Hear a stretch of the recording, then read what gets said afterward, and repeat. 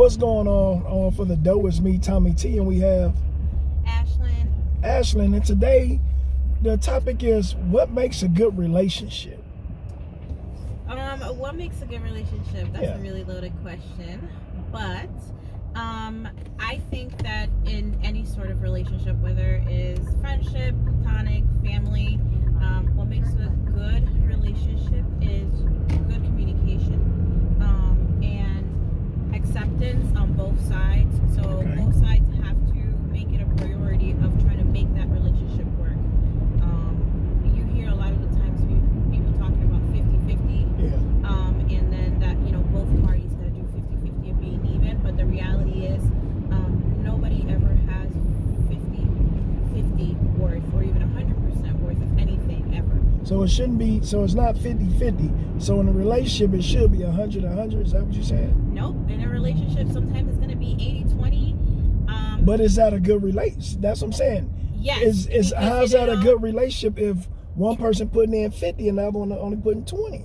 Because it all, so then there's parts missing. But what I mean by that is, like, for example, I know what I bring to the table as a woman into a relationship, or as a friend into a relationship, as a daughter into a relationship with my parents, or whatever the case is, right?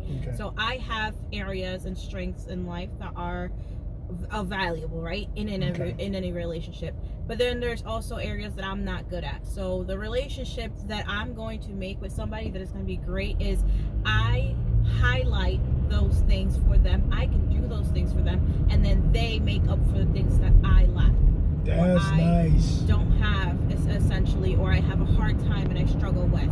So, like, I can hold on, repeat that for them again. That was a good one, because some people say I'm trying to find somebody that's just like me, but you basically finding somebody that's opposite because you bringing something different that they don't have, and they bringing something different that you don't have. So when you put them together, it should match. Exactly.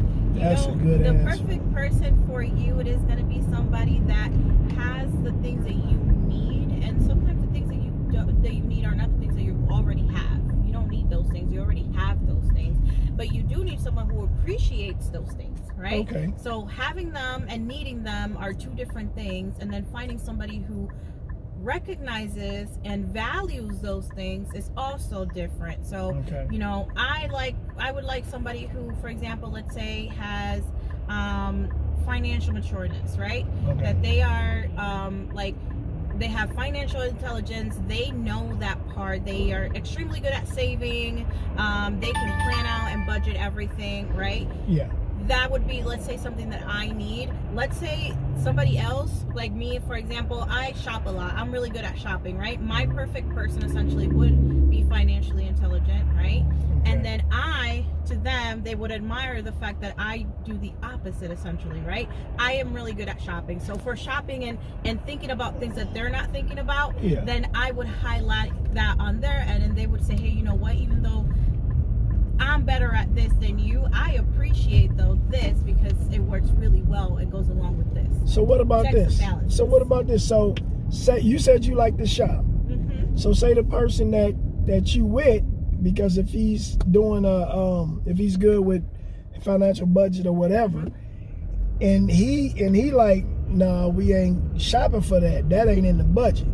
But as a woman, you like, nah, this is what I want. So that's where we started to have that argument of butting heads. No, actually, that's completely the opposite.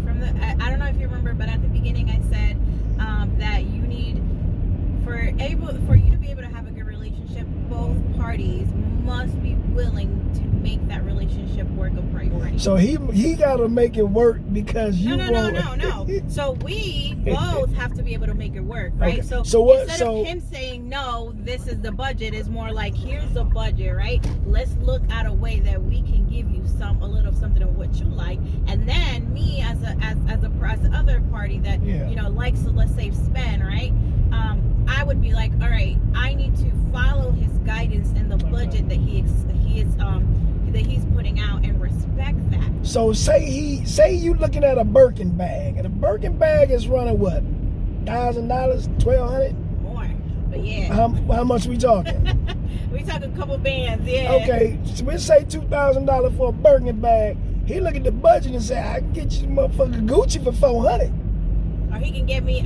That's okay. You know what I'm saying? Like my thing is as a person, I have to be able to say either. If that is something that I really want, I say, all right, let's take that $400 and save it into next month's budget. Let's make the whatever, and then the next month's budget as well. We're gonna save towards that. I get what I want down the line, which I get my Birkin. He still but the Birkin will be old then. It don't matter to me. Okay. Like that. All right. See, that's a difference. Yeah, that's a it's difference. not about, you know what I'm saying? Yeah. But that's the part about compromising, and I am making the choice of wanting to make this relationship work. Gotcha. Right? Gotcha. And it goes even in friendship, right? Yeah. Like, my friend, for example, my bestest friend, she's like my sister. Okay. She's my sister. We are a complete opposite of each other, but we are the same person, if that makes sense.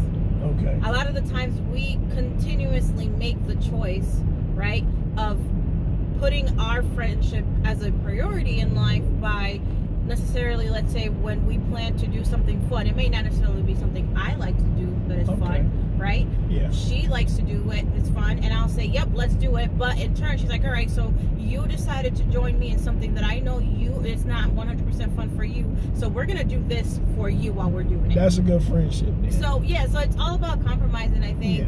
And communication and being upfront, you know what I'm saying? You're not doing yourself any favor, you're not doing your relationship any favor by thinking you're protecting the other person by keeping certain things a secret. All you're doing is going to build down the line secret animosity. That's good. You know, so. So we coming up on. Yeah, it's a little bit further up. Right where that blue car is at. Up there. So we almost to your destination. Anybody want to give a shout out to, say hi, bye to, what's going on? Hey, how you doing? I'm selling CDs, DVDs. I sell plates. I sell weed. I sell crack. I don't sell nothing. Any day. I don't sell nothing, but they have no shout outs. Just You don't want to give a shout out to your sister in New York? My sister in New York. Yeah, shout out to. Damn, that's wild. Love you. Shout out to my bestie Rush. Love you. See, here we out.